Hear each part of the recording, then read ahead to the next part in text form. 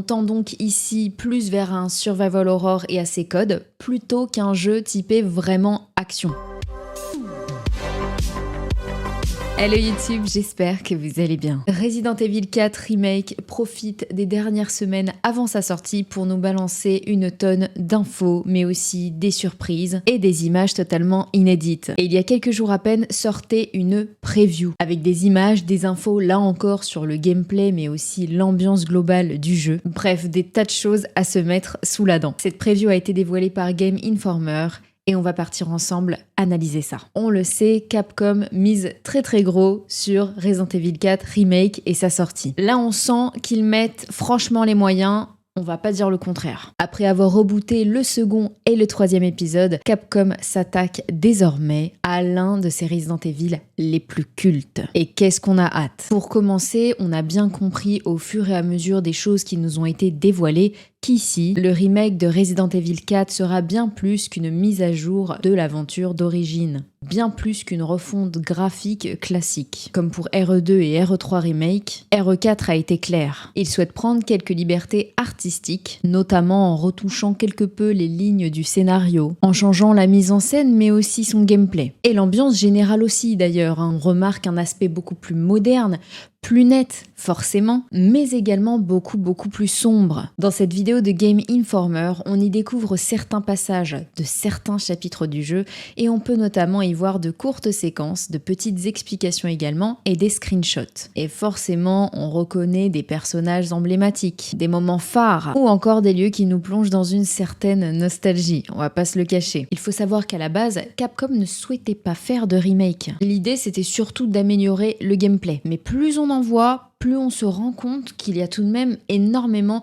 de surprises, d'ajouts, de nouvelles mécaniques, afin d'allier l'ancien tout en restant fidèle à l'histoire originelle, tout en la matchant avec la modernité des jeux next-gen. Un RE4 sublimé en somme. Donc on va d'abord commencer par analyser tout ce qui est visuel et ensuite on ira analyser tout ce qui a trait au gameplay. De ce que je vois dans la vidéo, on retrouve dans ce remake certains lieux iconiques du Resident Evil 4. Le village, le château, le lac ou encore la fameuse île. Néanmoins, sachez que de nouvelles destinations devraient faire leur apparition, en plus des refontes de celles qui sont nos repères. Le jeu gardera une structure assez linéaire quand on regarde la map, même si dans l'ensemble, un joueur A n'aura pas forcément la même trajectoire exacte qu'un joueur B. Concernant l'ambiance, la patte graphique, le titre est annoncé comme étant beaucoup plus gore et réaliste que le jeu d'origine. Le RE4 originel qui, je le rappelle, avait opté pour une ambiance très poussiéreuse, vieillie, froide, avec la prédominance de tons grisâtres au niveau de la colorimétrie. Tandis qu'ici, on le voit au preview, aux images dévoilées, on a plutôt du très sombre, mais aux couleurs vives et sanglantes. C'est très contrasté, très effrayant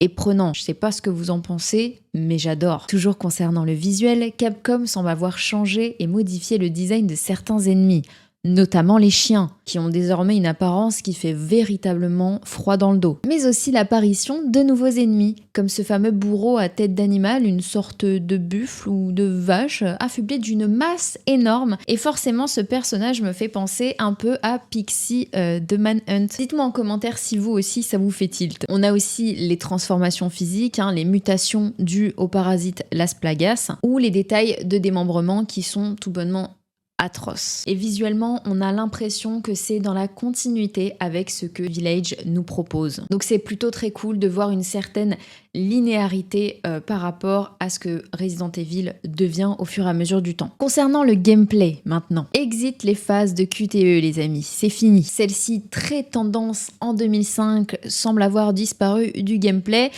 et écoutez, ça commence un peu à s'essouffler, on va pas se mentir, donc bon, un mal pour un bien j'imagine. Concernant les armes, on a toujours le fameux couteau. Mais attention, cette fois le gameplay se corse car celui-ci pourra s'user au fur et à mesure des utilisations. Et cela assez rapidement, ce qui pourrait apporter plus de crédibilité, davantage l'impression d'être immergé dans ce village espagnol très inquiétant. Et ça rajoute une grosse dose de stress aussi, on va pas se mentir. On tend donc ici plus vers un survival horror et à ses codes, plutôt qu'un jeu typé vraiment action, comme RE4 avait vocation à l'époque dans sa version originelle. Mais ne vous en faites pas, pour les fans d'action, le jeu conserve tout de même cette composante, avec notamment de la nouvelle nouveautés. Par exemple ici, on constate que Léon pourra se défendre cette fois au cac et cela plus efficacement en utilisant par exemple son environnement et apparemment de nombreuses armes inédites feront donc par répercussion leur apparition. On a notamment entendu parler d'une arbalète appelée Bolt Thrower, mais aussi des screenshots qui nous montrent divers couteaux. Ouais on en aura besoin du coup des couteaux.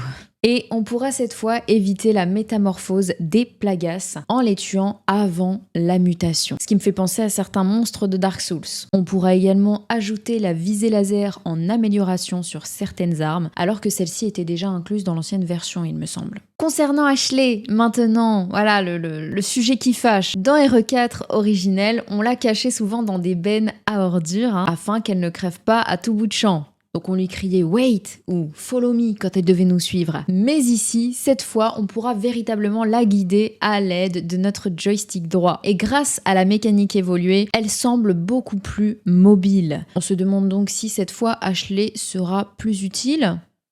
Question ouverte. En tout cas, sa mécanique a changé, donc à voir. Nous retrouverons également des phases d'exploration avec des quêtes secondaires, tout comme dans la version originelle. Des énigmes également, et ça c'est cool. C'est clairement le côté que je préfère dans les Resident Evil, vous le savez, les petits puzzle games, les énigmes, comme ça, j'adore.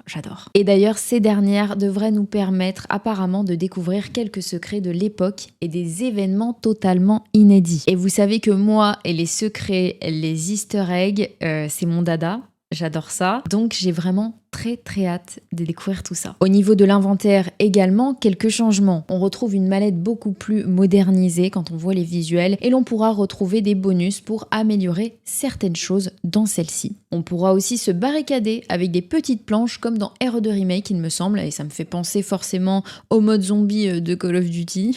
Et globalement, en niveau difficulté, elle semble monter clairement d'un cran, ce qui nous met beaucoup plus en danger et donc dans un climat beaucoup plus anxiogène, comme ce que l'on souhaite retrouver dans un survival horror digne de ce nom. Aussi, on remarque à de nombreuses reprises que le côté infiltration est mis en avant. On peut arriver sur des lieux de façon très discrète et se faufiler à l'arrière des ennemis et les backstab.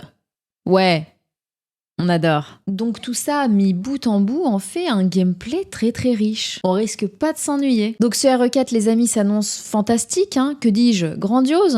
Enfin en tout cas sur un bon nombre de points. Et je pense qu'on va avoir affaire à un remake absolument superbe. En tout cas je suis très confiante. Resident Evil 4 Remake est attendu sur PS5, Xbox Series X et S, ainsi que PC le 24 mars prochain, comme vous le savez. Donc il est possible de le préco sur pas mal de sites dès maintenant, si jamais ça vous intéresse. D'ici là, il y a fort à parier que d'autres infos vont faire surface, d'autres surprises, qui sait. En tout cas, j'ai extrêmement hâte d'être le 24 et de découvrir ça avec vous en direct sur Twitch. Alors les amis, de votre côté, que pensez-vous de ce remake? En tout cas, des images qu'on nous dévoile pour le moment. Vous le sentez bien? Vous allez le faire day one? Dites-moi tout en commentaire. N'hésitez pas à liker cette vidéo pour me soutenir, à vous abonner, à activer la cloche des notifications pour pas louper les prochaines vidéos. Quant à moi, je vous laisse, je vous fais de gros bisous et à très vite par ici.